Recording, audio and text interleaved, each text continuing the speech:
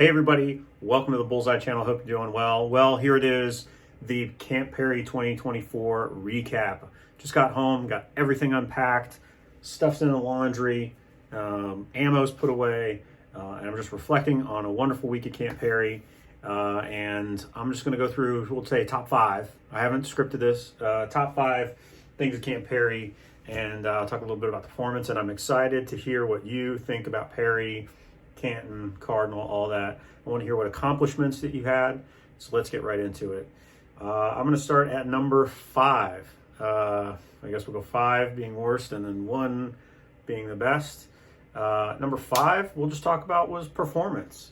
So for me personally, I hadn't really picked up a Bullseye gun for about 4 months until 2 weeks before Perry, and had to just dive right in. And I did daily dry fire, really focused on 22 EIC, and I didn't get points this go around. So other than that though, the shooting was great. I shot a personal best in the P100. I was 31st this year with a 361. I had pretty consistently was in that 260 range, that sort of percentage across the board in both match pistol and service pistol.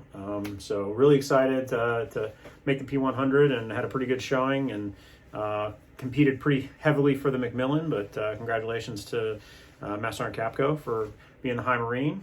Come for him next year, and Emily Maurer will probably do that as well. But we had just a wonderful time, and the performance was excellent. So that's number 5. We'll say number 4, mayflies. Oh my God, it was like there were no mayflies, and then day like 3, it was like 22 or no, centerfire day. There were just millions of mayflies everywhere. I probably have some mayflies in my gun still.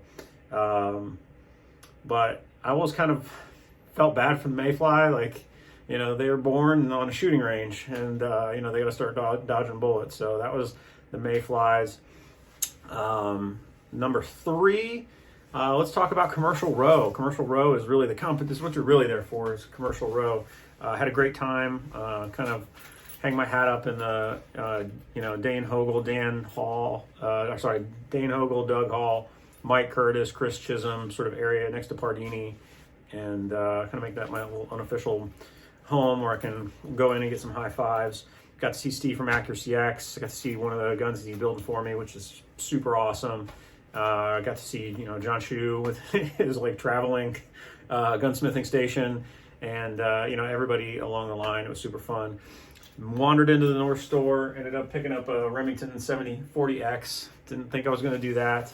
And we got some fun stuff headed. So I usually blow my wad at commercial row, and this year was no exception.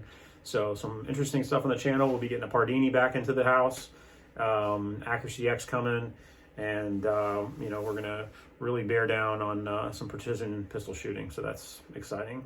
I'm excited. I hope you're excited as well. So stay with me for the journey. Number 2, let's see, is gonna be well, I don't know what number 2 is, but I'll just talk directly. We'll come up with number 1 and number 2. Number 2 is Andy's. Number 2 is Andy's. It's always Andy's.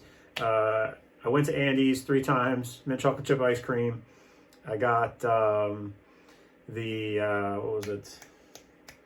The cone cup, just like 1 scoop, and it just did not crave the itch. And so finally, after everything, I changed out of my uniform from the, what do you call it? The ceremony, the last ceremony. And I went and I just got a giant one, and it was like this much ice cream. And I ate this much of it, and the rest I had to throw away because I was starting to get a stomach ache. So if you went to Andy's, tell me what flavor that you got. And the number 1 best thing about Perry is always the best thing about Perry is the community. So many people came up to me and, you know, gave me high fives, and we were able to exchange stickers and are fans of the channel. It's a weird thing in YouTube where you sort of put this stuff out there and you don't really know who sees it.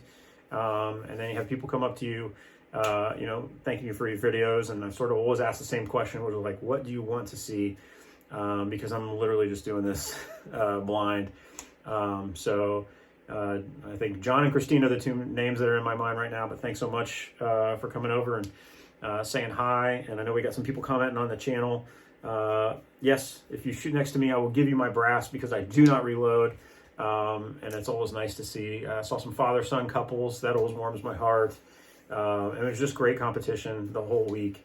But the community is the reason that you shoot Bullseye, in my opinion. I've been around a lot of different shooting communities, and shooters are generally pretty amiable folks. But Bullseye shooters in particular, really have an appreciation for the tradition that sort of surrounds it. So that was Camp Perry. Super, super exciting. I want to know how Camp Perry went with you.